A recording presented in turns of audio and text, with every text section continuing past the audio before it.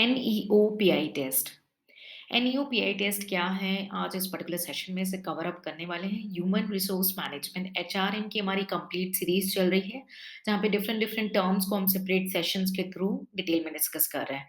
ये कंटेंट आपको हिंदी और इंग्लिश दोनों ही मीडियम में अवेलेबल होगा। पीडीएफ की लिंक जो है आपको डिस्क्रिप्शन में शेयर कर दी जाएगी। सो NEOPI टेस्ट क्या होता है? इसका फुल फॉर्म हम अंडरस्टैंड करते हैं। सबसे पहले NEO का मतलब है हमारा न्यूरोसिटिज्म, एक्सट्रोवर्जन, ओपननेस। यानी कि अगर आप अपने बारे में जानना चाहते हैं या आप किसी जॉब के लिए अप्लाई कर रहे हैं या आप किसी ब्यूरोक्रेटिक लेवल पे भी वर्क करने जा रहे हैं, तो आपको अपने बारे में नॉलेज होनी चाहिए। तो ये जो टेस्ट है आपको आपकी पर्सनालिटी के बारे में, आपके बारे में जानने में आपको हेल्प करेगा। तो ये एक तरीके का हमारा पर्सनालिटी टेस्ट है, जिसको हम बोलते हैं NEOPI टेस्ट।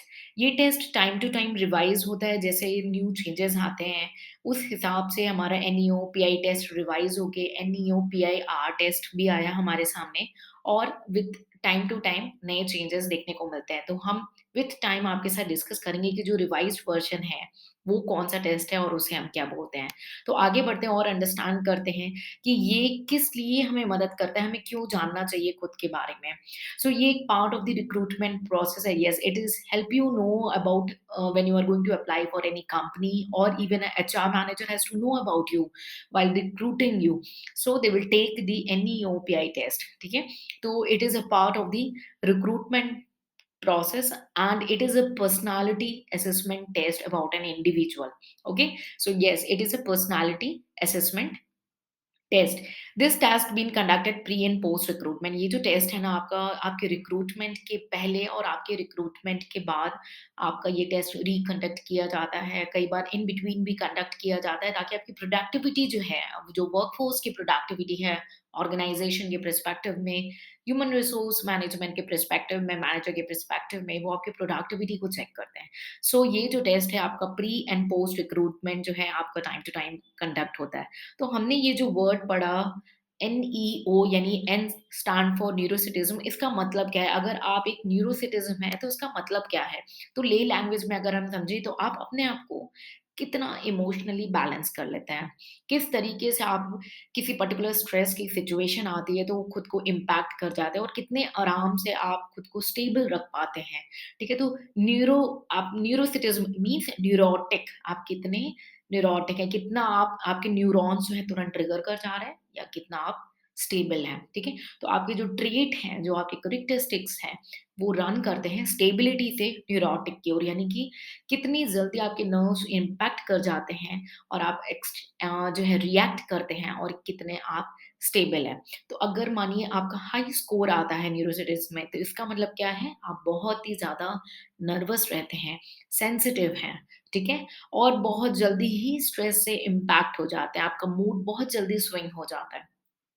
यही इस केस में अगर आपका लो स्कोर अराइज़ होता है, तो आप काफ़ी काम हैं, आप खुद को सिक्योर और अपने जो आपके सामने स्ट्रेस आता है, उसे बहुत ही आसानी से आप डील कर लेते हैं, आप काफ़ी इमोशनली स्टेबल हैं। तो एक बार क्विकली रीड करते हैं इस वर्डिक को, फिर फर्दर पढ़ेंगे। So neuroticism, individual is moody and is experience feelings as anxiety, worry, fear, anger, frustration, any jealousy, guilt, depression, mood, and loneliness, and etc. So, lack of self control or poor ability to manage the psychological stress or a tendency to complain, we can see when you have low neuroticism. What you have a high score or a more score, in that case, you are a more stable and calm person. ठीक है? So, if you find this kind of, you can work on yourself. ठीक है? तो ये आपका एक situation हुआ न्यूरोसिटिज़ में, आप जिस भी फील्ड में जा रहे हैं। नेक्स्ट हमारा जो टर्म था वो है ENE। So E stand for extroversion. What is extroversion? Means आप कितने एक्सट्रोवर्ट हैं, ठीक है? आप कितने ज़्यादा एक्सट्रोवर्ट हैं, कितना ज़्यादा लोगों के साथ इंटरैक्ट करना पसंद करते हैं, कितना लोगों से मिलना-जुलना पसंद करते हैं, ठीक है? कितने आउटगोइंग हैं, कितने सोशल हैं, ठीक है? ये होता है एक्सट्रोवर्ट। तो ये भी एक हमारा ऐसा पर्सनैलिटी टेस्ट है कि इससे ये आइडिया लग सकता है कि आप लोगों से कितना इंटरैक्ट करते हैं, किस एक्सटेंट तक इंटरैक्ट करते हैं, ठीक है? अगर आपका स्कोर हाई है, यानी आप हाई स्कोर कर रहे हैं एक्सट्रावर्जन में, मीन्स आप एक एनर्जेटिक पर्सन हैं, आप आउटगोइंग हैं, सोशलेबल हैं, ठीक है? अटेंशन सीकिंग भी हैं एंड एक्साइटेबल भी हैं। यहीं पे अगर आप लो स्कोर इन गेन करते हैं, तो आप अपनी कंपनी को पसंद करते हैं, इंट्रोवर्ट हो जाते हैं एक तरीके से, आपको खुद की कंपनी पसंद आती है, आप रिज़र्व रहना पसंद करते हैं, ठीक है? और जो है आप ज़्यादा सोशलाइज़्ड होना पसंद नहीं करते हैं, ठीक है? तो एक्सट्रोवर्जन को एक बार क्विक रीडिंग करते हैं जो हमने ब्रीफ में अंडरस्टैंड किया। Extroversion means and extroverts are energized and thrive of being around the people. They take pleasure in activities that involve large social gatherings such as party, community activities, public demonstration, and business or political groups. They are also tend to work well in the groups. However, it depends whether you score high in extroversion or low in extroversion. If you score high in extroversion, you are outgoing, energetic, assertive, and sociable. But when you score low in extroversion, then you accepted yourself and you feel happy with your own company and you prefer to be reserved and reflective. Okay, so this is all about E. Now we switch to the next is O. N E O. O stand for openness.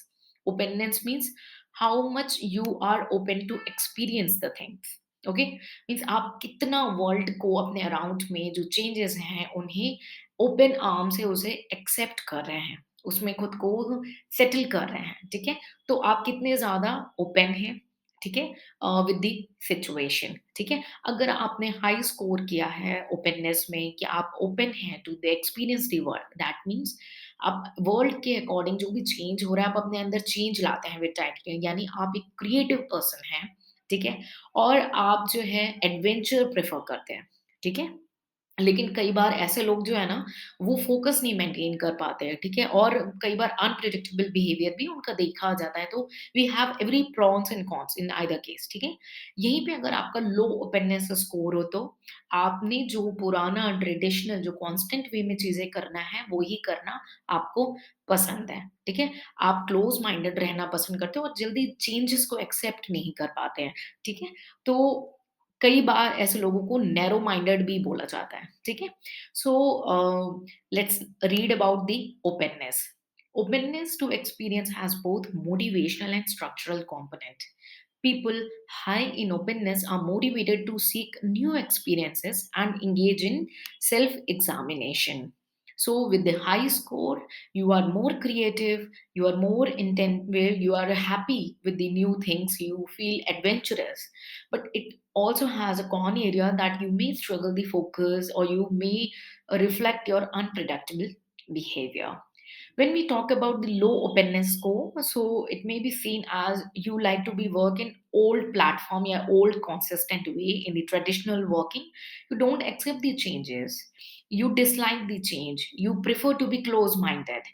So this is all about the when you have a low openness score, and sometimes these are known as a narrow minded. Okay, these are called as a narrow minded. So we discussed about NEOPS. This is used for the recruitment. ठीक है, तो employment process के लिए हमारा ये NEOPI test use होता है, ठीक है? ये एक तरीके का पर्सनालिटी टाइप है, एक एम्प्लॉय के बारे में उसके प्रोस्पेक्ट को रिफ्लेक्ट करता है हमारे सामने कि भाई जो एम्प्लॉय है वो कैसा है, ठीक है? अब NEOPI टेस्ट जो है हमारा, जो ये पर्सनालिटी टेस्ट है, कई बार जो है अपग्रेड हुआ, चेंजेस आया, तो इसका अभी लेटेस्ट जो रिवाइज्ड वर्जन है वो है NEOFIF आर, यानी ये एक 5 फैक्टर इन्वेंटरी है।